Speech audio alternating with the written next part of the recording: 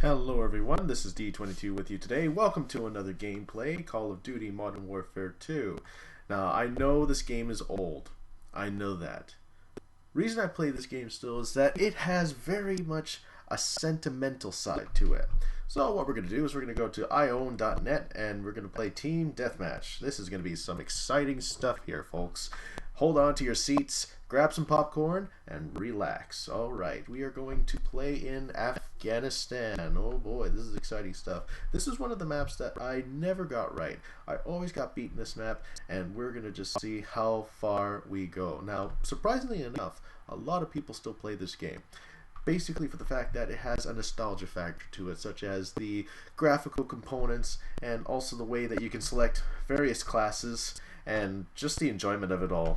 I mean, it's just a lot of fun to play. Alright, let's get started. Hopefully my capture device works properly, but so far so good. Hopefully it doesn't lag my gameplay. Okay, and I'm using a blue snowball to record, if you're wondering where the audio is coming from. Now, I'll tell you a story about how I started playing this game.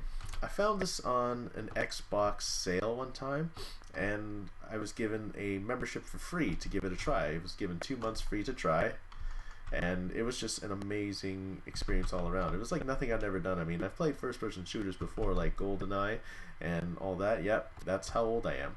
And it was fun. I mean, it's just that sort of awareness factor that you had to be so aware in multiplayer that you can't oh, what? Oh my goodness. Let's go first recon. Alright, but this game really threw me for a loop, you see? I mean, it was one of the first ever live multiplayer games that I could play. And I just was like, oh man, this is so much fun. Have you ever had that moment where you found a game and that you couldn't stop playing it, but then as the years went on that things just change? Well, that's what it was. Oh. Somebody there, okay. Oh, what? Oh, what? Alright, let's try that. That's the melee button, okay. E is the melee button if you didn't know. But yeah, played this on Xbox a lot because Xbox 360, because we were still at that point where we didn't have jobs and all that, and our parents basically bought everything for us. Yeah, that's basically how it is. But now that we have an understanding of how the world works, most of the games that we play nowadays are generically first-person shooters, and they feel like the same game. Do you feel like that? Do you feel like you're playing the same game when you play a lot of other games? Like, for example, Battlefield, or Star Wars Battlefront, or the Call of Duty series.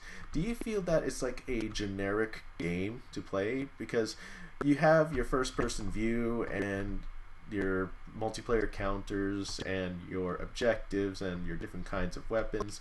Do you feel that it's like a cut and dry format? Because most games don't have a certain format anymore. They stick to a certain standard and they just go back to, you know, what I'm trying to say is most games don't have originality, and the games that don't have originality are the ones that are being sold the most. But if a game doesn't have originality and replayability, then what kind of a game is that? It's not a game. It's basically a carbon copy of what something used to be like. Do you remember when games had substance, that had continuations, and that were a lot of fun to play? I mean, there was just a lot of substance in a game when you bought it. But nowadays, when you feel like you've played it enough, you just sell it and go for the next one. But that's what a lot of people are doing nowadays. That's what I feel, at least. I mean, when we had our first Nintendo system, yeah, yes, I'm old, thank you for saying that, but yeah, Nintendo Entertainment System was like one of the first systems that I ever played. And the first game that I ever played was Super Mario. Definitely Super Mario was one of those first games that I really enjoyed and just never stopped playing, because when you see stuff like this, you just get excited by the colors and the gameplay and the graphics, and just, well, the graphics were just 8-bit, but still, it was just totally cool for its time. But nowadays, you don't see that in video games anymore. I mean, you put in colorful graphics and color palettes and packages that allow for a game to pop, but it just doesn't have the replayability like most other games would. Oh, Oh, I almost got you. Okay. But for the most part, what would you think would be a real game? Like, the games that we play now, I mean, they're real fun, but they're not real games. You see what I'm saying here? You have to find something that feels real. I know that makes no sense from how it comes out of my mouth, but you just have to be a old school gamer to completely understand what I'm talking about. Because if you grew up in the 80s and your first games were Super Mario, Donkey Kong, Killer Instinct, Lunar, Eternal Blue, Final Fantasy, all those other games, what was your first real game? Now, I ask this question because a lot of you are probably younger than me, or if you're watching this video and are about my age, I ask you this question very seriously because there are no real games anymore.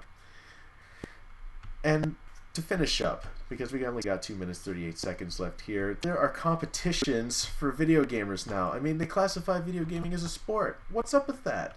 I don't see it as a sport. I just see it as a way to pass the time. But they're making big competitions out of games now, especially StarCraft, especially Heroes of the Storm, League of Legends, and Call of Duty, believe it or not. Oh my goodness, what is happening to the world today? I mean, I just honestly can't understand it.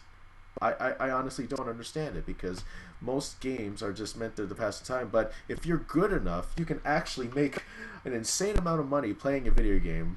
I honestly believe in working for my money because you know what? There's just no substitution for real work anymore. It just is out the window. It is seriously out the window. But I don't know. Let me know what you think in the comments below. Thank you so much for watching this. Have a wonderful day, and we'll see you.